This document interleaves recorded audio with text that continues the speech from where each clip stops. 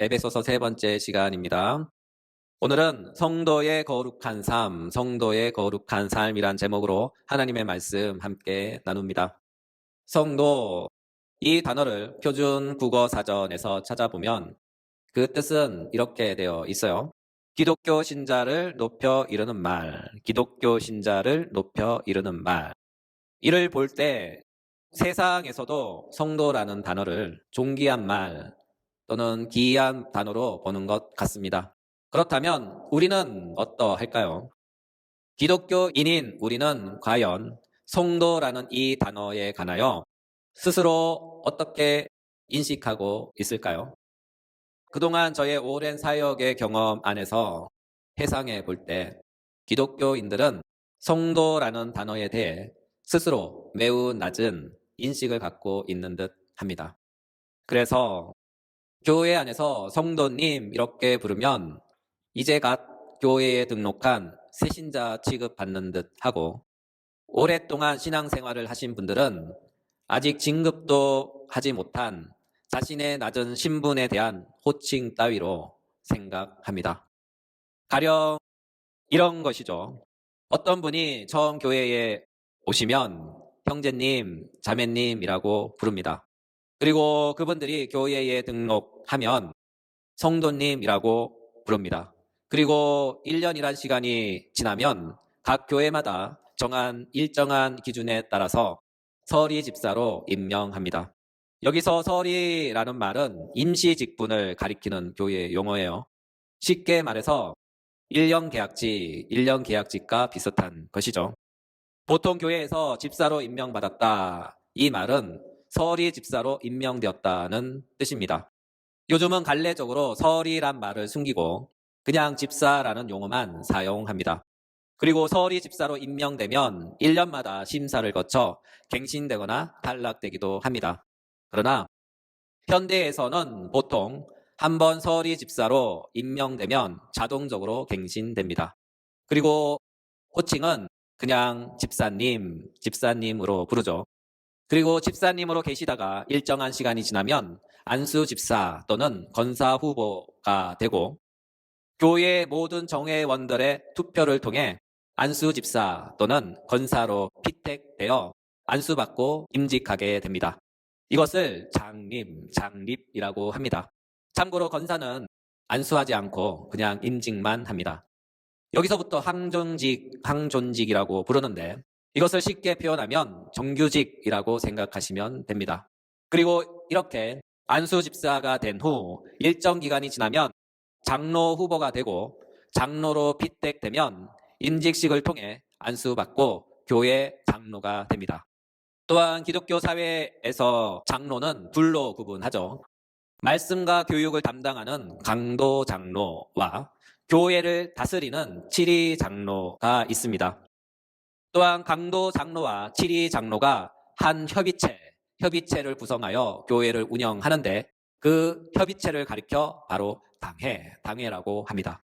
참고로 교회 안에 장로님이 없다 그러면 그 교회는 미조직 교회로 불리며, 당회가 없기 때문에 별도의 교회 운영위원회를 두어 목사님과 운영위원회가 교회를 운영하기도 합니다.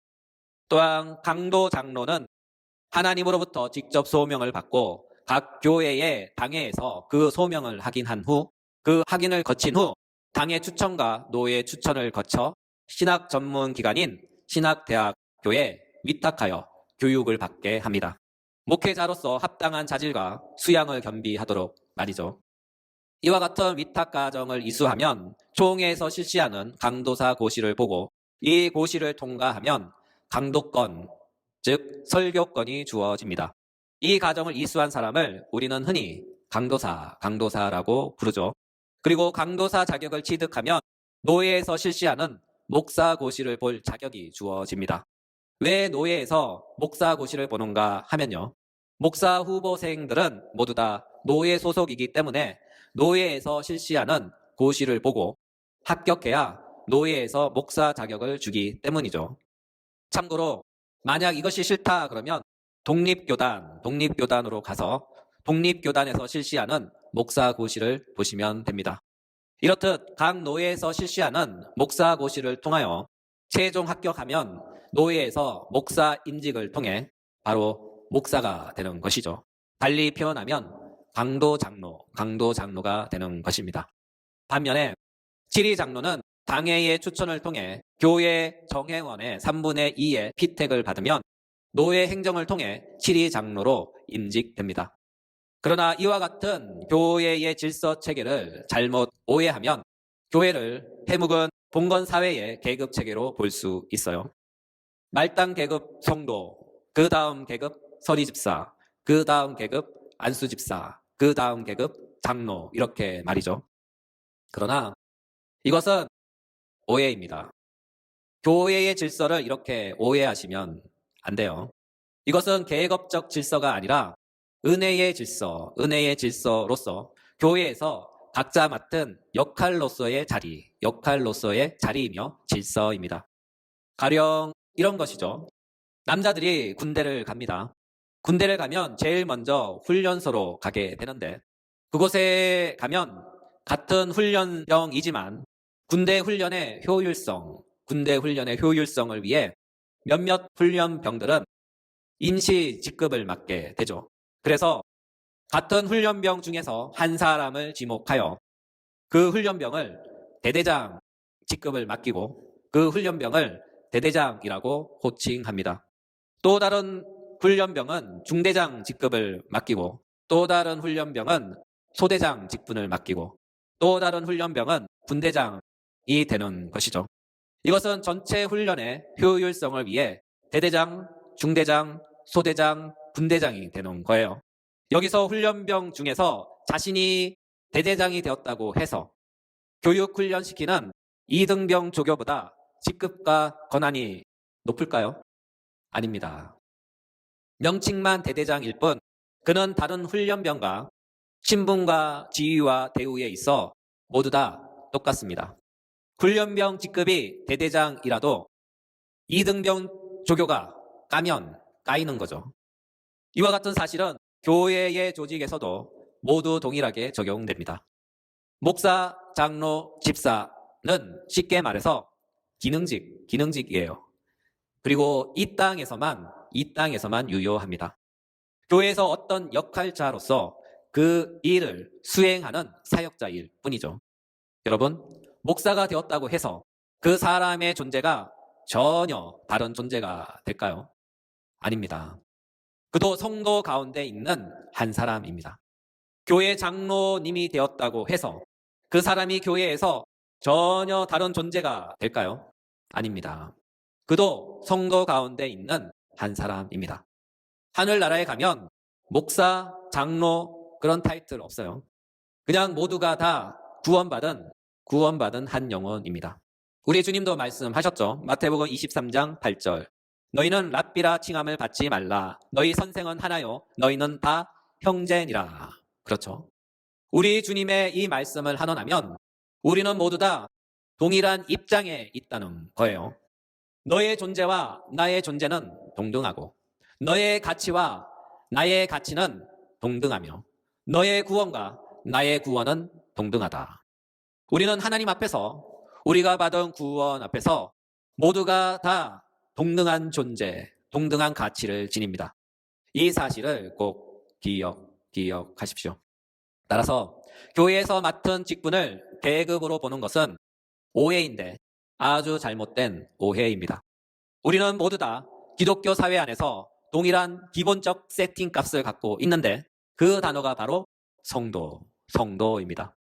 달리 표현하면 우리는 모두 다 성도다. 목사님도 성도요. 장로님도 성도요.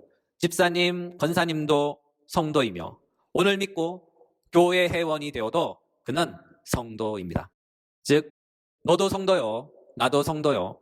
우리 모두는 다 성도입니다. 그러므로 성도라는 말은 교회의 직급에서 제일 낮은, 제일 하찮은 뉘앙스의 단어가 아니란 사실을 꼭 기억하십시오. 달리 표현하자면 성도라는 말은 성경에서 가장 존귀하고 아름답고 영광스러운 우리 모두의 단어입니다. 성도라는 말은 기독교 사회 안에서 어떤 호칭보다도 가장 가치 있게, 그리고 가장 풍성하게 듣고 불러야 할 아름다운 한마디입니다. 이와 같은 이유로 사도 바울은 본문에서 우리를 이렇게 부르죠. 에베소서 1장 1절 중반절, 에베소에 있는 성도들, 에베소에 있는 성도들. 그렇습니다. 우리는 모두 다 성도들입니다. 특히 성도들에 해당하는 헬라어를 주목해 보셔요. 이에 해당하는 단어는 헬라어 하기오이스입니다. 이 단어는 남성 복수형으로서 문자적으로 거룩한 자들입니다. 이 단어를 오래 연구한 어떤 신학자의 견해를 따르면 이 단어는 단수로 쓰인 적이 없고 언제나 복수로 사용되었다고 합니다. 이 말의 의미는 이 단어는 개인을 지칭하는 단어이기보다는 어떤 특정한 집단을 가리키는 단어였다는 거죠. 바로 거룩한 사람들 또는 거룩한 무리들이에요. 그들이 바로 성도들입니다. 또한 여기서 주의할 것은 거룩이란 단어입니다. 성경에서 거룩이란 뜻은 1차적으로 언제나 구별하여 따로 떼어놓은 것을 거룩이라고 했어요. 달리 표현하면 성도, 즉 거룩한 사람들은 세상으로부터 구별하여 따로 떼어놓은 사람들이란 그런 뜻입니다. 무엇을 위해서 구별하여 따로 떼어놓은 사람들일까요? 바로 하나님을 위하여, 그리스도 예수를 위하여입니다. 한원하면 성도는 하나님의 나라를 위하여, 예수 그리스도를 위하여 세상으로부터 구별하여 따로 떼어놓은 사람들입니다. 이것이 바로 거룩의 참 의미이죠. 이와 같은 이유로 사도 베드로는 성도들을 이렇게 표현했어요.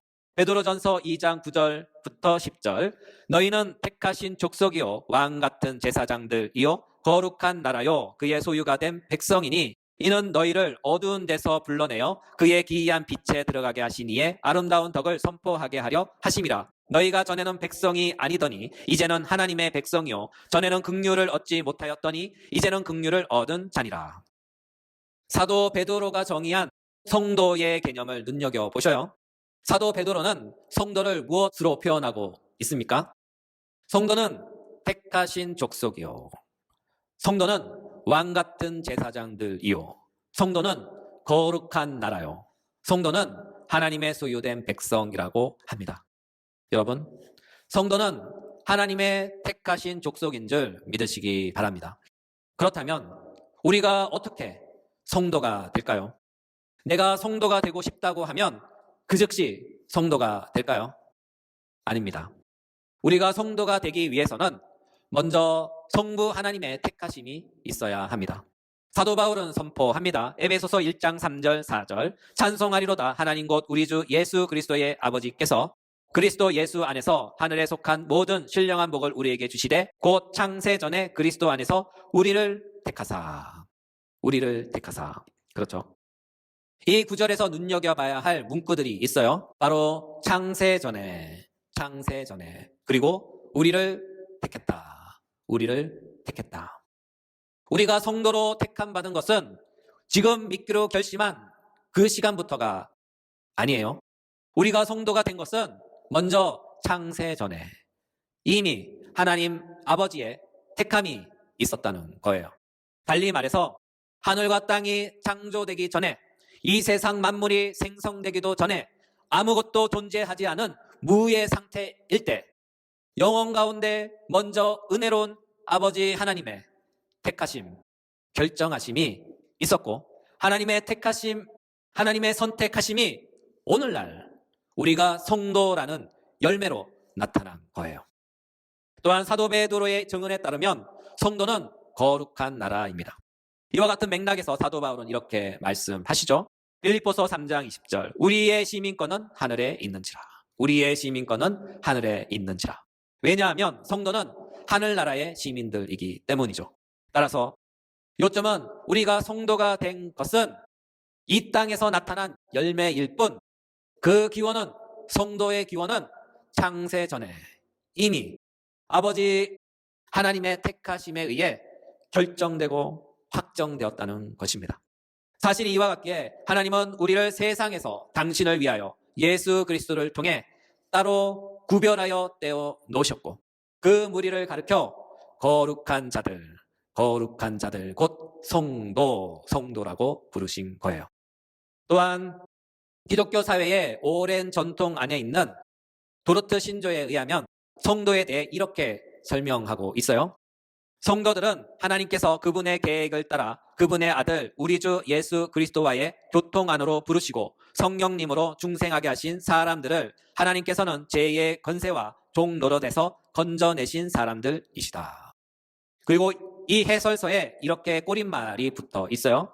도르트 믿음의 선조들은 죄의 권세와 지배에서 건진받은 사람이 성도라고 가르쳤다. 달리 표현하면 죄의 통치 방식에서 벗어난 사람들이 바로 성도라고 가르쳤다는 거예요. 사도 바울은 이것을 이렇게 표현했어요. 로마서 5장 12절 한 사람으로 말미암아 죄가 세상에 들어오고 죄로 말미암아 사망이 들어왔나니 이와 같이 모든 사람이 죄를 지었으므로 사망이 모든 사람에게 이르렀느니라. 21절 죄가 사망 안에서 왕노릇한 것 같이 은혜도 또한 의로 말미암아 왕노릇하여 우리 주 예수 그리스도로 말미암아 영생에 이르게 하려 함이라. 골로새서 1장 13절 그가 우리를 흑암의 권세에서 건져내사 그의 사랑의 아들의 나라로 옮기셨으니. 사도 바울의 이 말씀의 요점은 하나입니다. 태초의 사람 아담 한 사람의 한 범죄로 말미암아 죄가 세상에 들어와 죄가 이 세상을 통치하게 되었고 아담의 한 범죄 이후 태어난 모든 인류는 아담과 같은 죄는 짓진 않았지만 아담의 한 범죄로 말미암아 죄가 통치하는 세상에서 태어났기에 모든 인류는 죄인으로 태어났다는 거예요. 그 결과 우리는 죄가 통치하는 세상에서 죄의 권세 아래 죄의 영향을 받아 온갖 불행과 저주 속에서 종노릇하며 살게 되었다는 것입니다. 그러나 예수님께서는 아담과 같은 모양으로 이 땅에 오셨지만 그분은 죄가 없으신 분이셨죠. 이 말은 예수님께서는 죄가 통치하는 세상에는 오셨지만 죄의 통치를 받지 않으셨다. 죄의 통치를 받지 않으셨다 하는 뜻입니다. 그 결과 그분은 죄의 다스림으로부터 죄의 저주와 오염으로부터 완전히 자유로운 분이시며 바로 의로운 분이셨기에 그분만이 하나님의 계명을 완전히 성취하셨고 또한 하나님의 영생도 획득하셨고 자신의 십자가의 피 흘림을 통해 우리의 모든 죄를 용서해 주셨으며 그분의 죽으심을 통해 죄의 통치와 권세로부터 우리를 해방시키셨던 거예요. 따라서 누구든지 예수 그리스도를 믿으면 그분의 피 흘리심과 죽으심을 통해 죄의 권세와 통치에서 벗어날 수 있습니다. 이것이 구원입니다.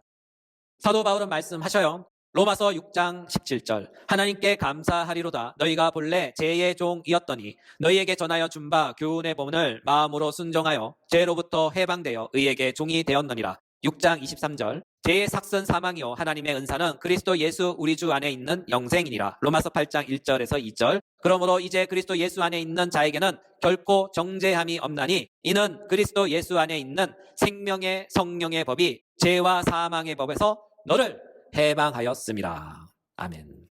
사도 바울은 증거하시죠. 예수를 믿으면 죄와 사망의 법에서 해방되고 영원한 생명의 성령의 법으로 옮겨진다.